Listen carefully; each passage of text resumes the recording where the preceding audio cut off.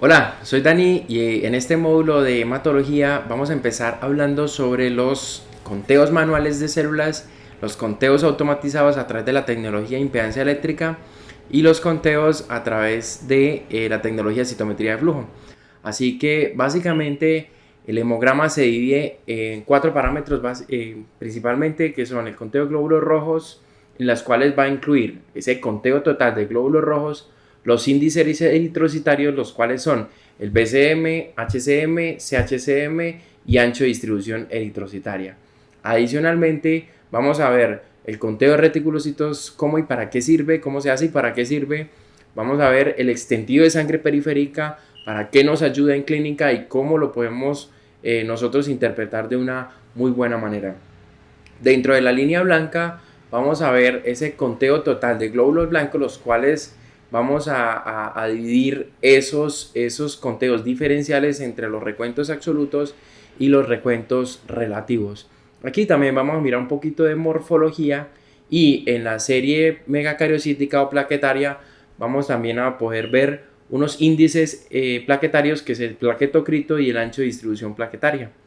También vamos a ver ese conteo, cómo se hace manual y cómo se hace automatizado. Igual también se va a ver en el extendido de sangre periférica, cómo y para qué ver esas estructuras y cómo reconocer y con qué podemos llegarnos a encontrar bajo el microscopio. En una línea aparte es la que son las proteínas plasmáticas, la proteína C reactiva y la velocidad de sedimentación globular, que también lo vamos a ver. Pero en este video específicamente vamos a hablar un poco sobre estos conteos manuales, la diferencia que hay entre la impedancia eléctrica y la citometría de flujo. Así que si estás pensando en comprar un equipo de hematología, tienes que quedarte hasta el final de este video. Entonces, anteriormente se utilizaban unas micropipetas para poder hacer las diluciones de los glóbulos rojos, de los glóbulos blancos y también de las plaquetas. Adicionalmente se utilizaba una micropipeta que se llamaba la micropipeta de Sally. Esa micropipeta era para hacer esa dilución con el reactivo de Drapkin. Ese reactivo me permitía oxidar esa hemoglobina, que se convierta, al oxidarse se convertía en cianmetahemoglobina, y eso generaba un cambio de color. Ese cambio de color lo podíamos cuantificar a través de un espectrofotómetro.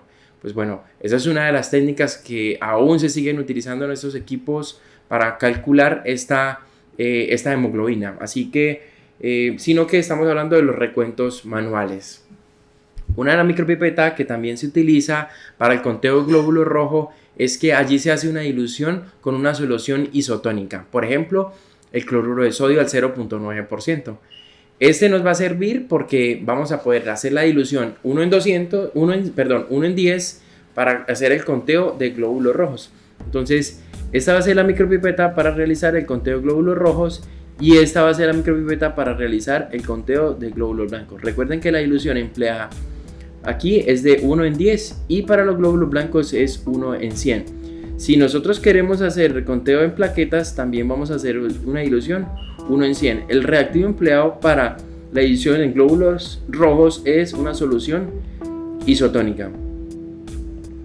Y en glóbulos blancos vamos a utilizar el reactivo de Turk.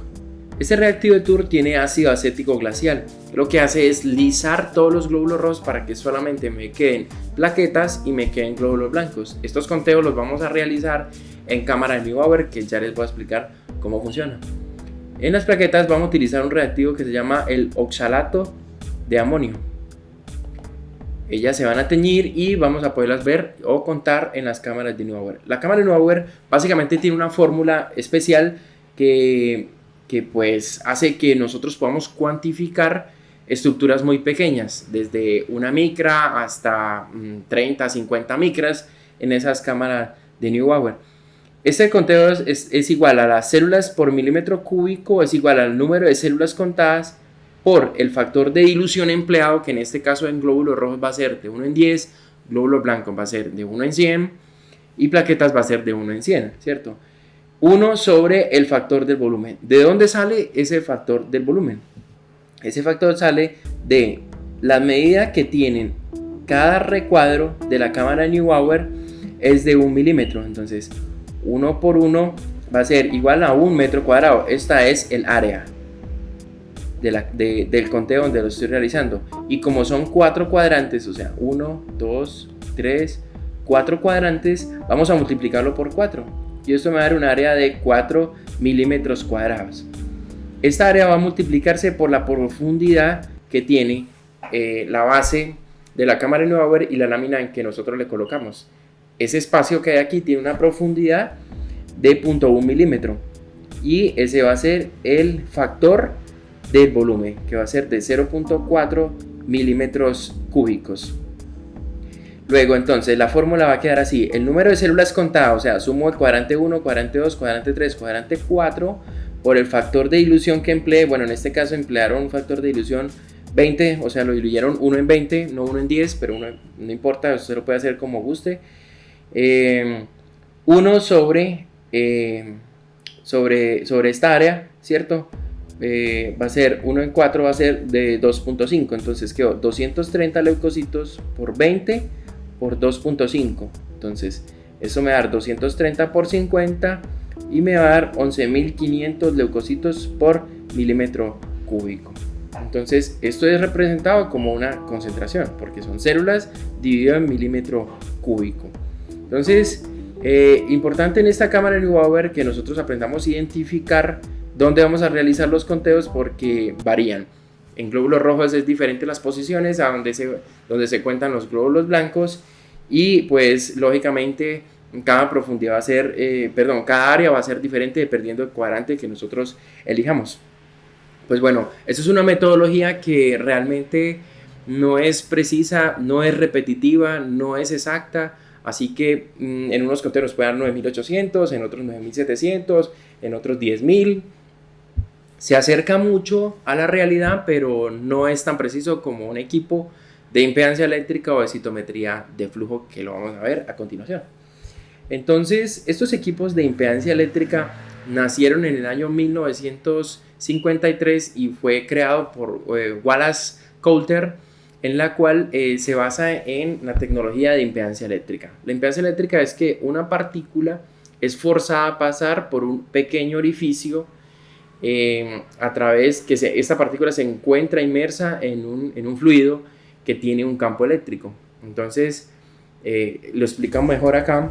Entonces aquí viene lo que es la dilución, ¿cierto? Si la empleé, por ejemplo, 1 en 10 para glóbulos rojos, entonces generalmente el equipo de hematología no va a ser 1 en 10. Ellos casi siempre hacen una dilución un poco más grande. Va a ser 1 en 200 para glóbulos rojos, también en una solución isotónica.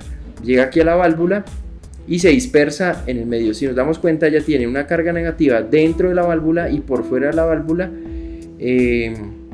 una carga positiva. Entonces, y aquí se encuentran inmersas las células que nosotros vamos a hacer los conteos. Aquí se encuentra el orificio por donde ellas van a forzarse a pasar. Entonces, ellas van a tardar un tiempo estimado de pasar de este medio aquí. Entonces, el equipo lo que va a hacer, él tiene una medida acá. Casi siempre es diseñado desde una micra hasta, depende, por ejemplo, si es un contador celular, hasta máximo 20 micras.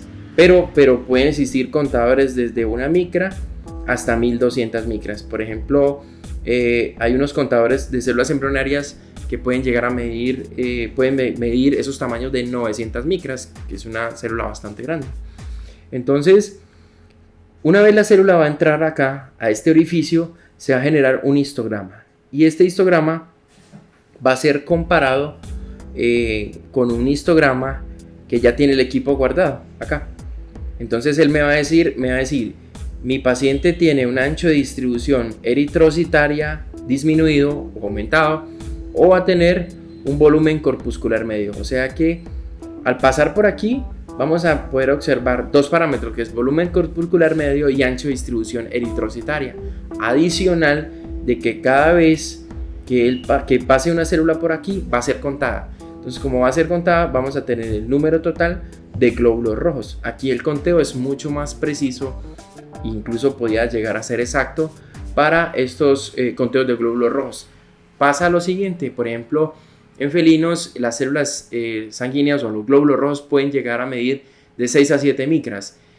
Se puede llegar a confundir con una macroplaqueta. Entonces, cuando pasa por el orificio, él no va a ser capaz de diferenciar, porque este orificio, esta impedancia eléctrica, solamente va a mirar este tamaño, no va a mirar el contenido por dentro de esa célula. Así que siempre, sí o sí, en equinos, lo que es felinos, se tiene que hacer un extendido de sangre periférica para observar lo que es esa coloración y tamaño celular. Es muy importante. Así que una vez pasamos estas impedancias eléctricas, que como ya los dije, pues es una tecnología básica, muy buena, y que me puede ayudar a realizar unos conteos más precisos que un conteo manual. Pasa lo mismo cuando vamos a nosotros a contar los glóbulos blancos. Pasa exactamente lo mismo. Ella me va a medir este tamaño celular. O sea que si yo voy a tener una célula plasmática, por ejemplo, o voy a tener un monocito extremadamente gigante, no me va a diferenciar con un eosinófilo que mide alrededor de 14 micras, por ejemplo. Entonces no va a poder diferenciar. Él me va a decir, acá hay células mixtas. Entonces sí o sí va a tener que hacer un extendido de sangre periférica, que en un próximo video vamos a explicar las partes del extendido de sangre periférica, dónde buscar esas células que nosotros queremos confirmar que los equipos nos han dado un reporte erróneo, entre comillas. Bien, entonces acá va a pasar la sangre o la dilución que se realizó con el fin de llegar a esas celdas de reacción. Una vez llegan a esas celdas de reacción, entonces ellas van a ser forzadas, pues se le va a aplicar lógicamente un campo eléctrico y van a ser forzadas a pasar a través del orificio, este orificio. Entonces, una vez pasan, una a una, va a pasar por este orificio y se va a tomar el tiempo y se va a tomar el número de partículas que pasaron a través de ese tiempo. Entonces me va a medir el ancho de distribución eritrocitaria y me va a medir el volumen corpuscular medio. Así que de esa manera el equipo pues está sacando unos histogramas basados en el tiempo en el que tarda en pasar por el orificio y basados en el número de veces que pasa a través del orificio. Este es el principio de Coulter. Eso es muy importante porque aquí es donde nosotros tenemos que observar de que un glóbulo rojo puede llegar a ser muy similar a una macroplaqueta, y aquí es donde se hace necesario realizar un extendido de sangre periférica.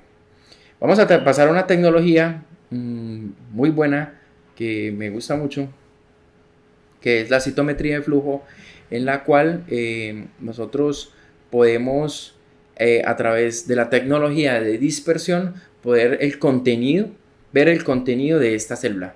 Adicional, que le podemos pegar en el citoplasma celular unos fluoróforos que permiten ser excitados, y a través de los fotodetectores de estos equipos podemos nosotros evidenciar tanto la presencia o ausencia de estas células gracias a estos marcadores, por ejemplo, tumorales, por ejemplo.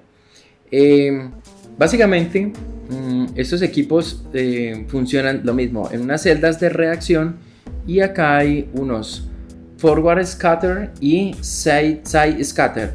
El forward scatter hace exactamente lo mismo que hace una impedancia eléctrica, que es medir el tamaño celular. Y el side scatter lo que hace es, a través de la dispersión de estos rayos, entonces imaginemos que tenemos acá el leucocito y en el citoplasma tenemos organelas. Entonces, a través se le pasa un haz de luz, y ese haz de luz va a chocar dentro de la célula y va a generar una dispersión de estos rayos. Y entonces este fotodetector o el detector side scatter lo que va a hacer es, gracias a esta dispersión, va a poder diferenciar entre un basófilo, un neutrófilo y un monocito. Es una tecnología espectacular porque él, a través de esa dispersión, va a construir unas gráficas. Adicionalmente, nosotros le podemos pegar unos anticuerpos marcados con unos fluoróforos. Estos fluoróforos van a ser excitados y van a haber unos fotodetectores con unos canales abiertos, por ejemplo, canales verdes, canales amarillos o canales naranjas, que los cuales van a emitir o van a recibir esta esta fluorescencia emitida por estos fluoróforos una vez es excitado a través de un haz de luz. Entonces este haz de luz lo que va a hacer es que ellos van a captar estas emisiones y ahí va a haber un fotodetector el cual va a traducir esta señal y lo va a colocar en un dispersograma. Esto es espectacular porque aquí podemos mirar estas poblaciones celulares. Y esos son los equipos de citometría de flujo, que es una tecnología muy avanzada. Pues aquí un hemograma sale un poco más costoso, pero la verdad es que se equivocan mucho menos que los de impedancia eléctrica.